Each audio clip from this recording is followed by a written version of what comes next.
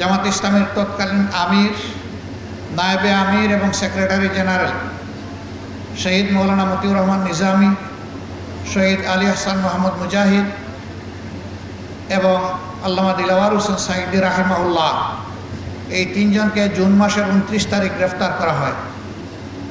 তাদের অপরাধ, তারা নাকি ইসলাম ধর্মের অবমাননা করেছেন। আফসোস, ইসলামের জন্য আজীবন যারা লড়াই করলেন, যাদের অনুসারীরা এখনও লড়াই করে যাচ্ছেন, যাদের অনুসারীরা জেল জুলুম শাহাদত কবুল করেছেন, তাদেরকেই অপবাদ দেওয়া হলো তারা ধর্মের অবমাননা করেছেন। এরপরে তাদের বিরুদ্ধে আরও মিথ্যা অভিযোগ, জঘন্য অভিযোগ আনা হলো 71 সালকে কেন্দ্র করে, এবং সাজানো পাতানো মিথ্যা অভিযোগ ট্রাইব্যুনাল করে, মিথ্যা সাক্ষী জোগাড় করে তারা বিচারের নামে চরম প্রহসন করে এদেশের সবচাইতে সম্মানিত, সবচাইতে পরিচ্ছন্ন, সবচাইতে সৎ, সবচাইতে দক্ষ নেতৃবৃন্দকে ঠান্ডা মাথায় হত্যা করলেন। 5 জনকে ফাঁসি দেওয়া হলো, 5 জন জেলের ভিতরে মর্মান্তিকভাবে তাদেরকে দুকে দুকে মৃত্যুর দিকে ঠেলে দেওয়া হলো। আর একজন র্যাবের অশোভন আচরণের শিকার হয়ে হসপিটালে গিয়ে দুনিয়া থেকে বিদায় নিলেন। এক এক করে প্রিয় সংগঠন 11 জন শীর্ষ দায়িত্বশীলকে হারালো।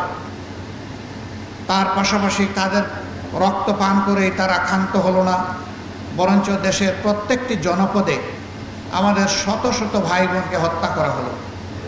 মহান মনিবের দরবারে দোয়া করি, আল্লাহ তাআলা এই জুলুমের শিকার হয়ে দুনিয়া থেকে বিদায় নেওয়া আমাদের সব কয়টি কলিজার টুকরা ভাই বোনকে মুহাক্কিক শহীদ হিসাবে কবুল করুন।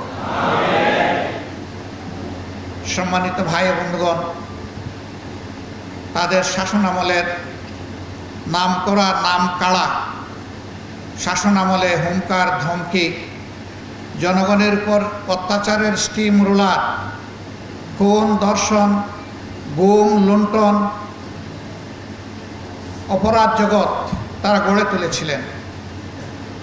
তারা রাষ্ট্রযন্ত্রকে বিকল করে অচল করে দিয়েছিলেন, রাষ্ট্রের সবগুলা সাংবিধানিক প্রতিষ্ঠান ধ্বংস করেছিলেন। এক ব্যক্তির ইশারায় রাষ্ট্রকে উঠতে হবে, বসতে হবে সেই পর্যায়ে নিয়ে গিয়েছিলেন। একটা দল ছাড়া সকল দলের অস্তিত্ব ধ্বংস করার জন্য উঠে পড়ে লেগেছিলেন।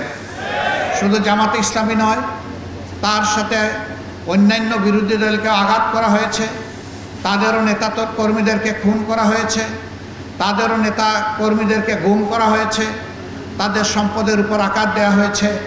তবে ব্যতিক্রম জামাত ইসলামী 3টা দিক থেকে।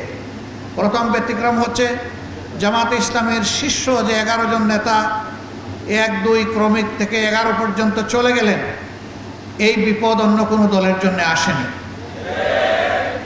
দ্বিতীয় ব্যতিক্রম হচ্ছে একমাত্র দল, যেই দলের নেতৃবৃন্দের ঘর বাড়ি ধ্বংস করার জন্য তৎকালীন জুলুমবাজ সরকার তারা বুলডোজার চালিয়েছিল। অন্য কারো ঘর বাড়ি ভাঙ্গার জন্য তারা বুলডোজার ব্যবহার করে নাই। তৃতীয় ব্যতিক্রম হলো ছাত্র জনতার অভূতপূর্ব এই আন্দোলনের সময় দিশাহারা হয়ে এই সরকার জামাত ইসলামীকে নিষিদ্ধ ঘোষণা করে এবং তার সাথে ইসলামী ছাত্র শিবিরকেও নিষিদ্ধ ঘোষণা করে। অসৎ উদ্দেশ্য নিয়েই তারা এটা করেছিল যে এই সময় এই কাজ করলে জামাতে ইসলামী ছাত্র শিবির বিক্ষোভে ফেটে পড়বে আর তারাও তাদের সর্বশক্তি নিয়ে আকাশ পাতাল সব দিক থেকে ঝাঁপিয়ে পড়বে। আন্দোলনের গতিপথ পরিবর্তন হয়ে যাবে, ছাত্র জনতার এই আন্দোলন ব্যর্থতায় পর্যবসিত হবে। জামাত তাদের পাতা ফাঁদে পা দেয়নি। আমরা তাদের এই চাতুর্য ধূর্ততা বুঝতে পেরেছিলাম। আমরা আল্লাহ তাআলার কাছে আশ্রয় চেয়েছিলাম, আমরা আল্লাহ তাআলার কাছে তৌফিক চেয়েছিলাম। আল্লাহ যেন এই আঘাত আমাদেরকে ধৈর্য ধরে সহ্য করার তৌফিক দান করেন।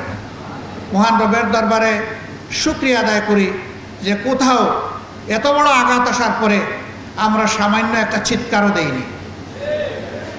আলহামদুলিল্লাহ, তাদের ষড়যন্ত্র ব্যর্থ হয়েছে। 26 দিনের মাথায় আমরা আবার আমাদের এই অধিকার ফিরে পেয়েছি। আল্লাহ তাআলা শুকরিয়া আদায় করি। এই ফিরে পাওয়ার পরে আমরা উল্লাসে ফেটে পড়িনি, বরঞ্চ আমরা সেই মহান মনিবের দরবারে সুজুদে নিজেদের মাথাকে আমরা নুয়ে দিয়েছিলাম, যিনি আমাদেরকে আমাদের অধিকার আমাদের কাছে ফিরিয়ে দিয়েছেন এবং আমাদের উপর যে জুলুম করা হয়েছিল সেই জুলুমের পর্দা আল্লাহ তাআলা নিজেই ছিঁড়ে ফেলেছেন।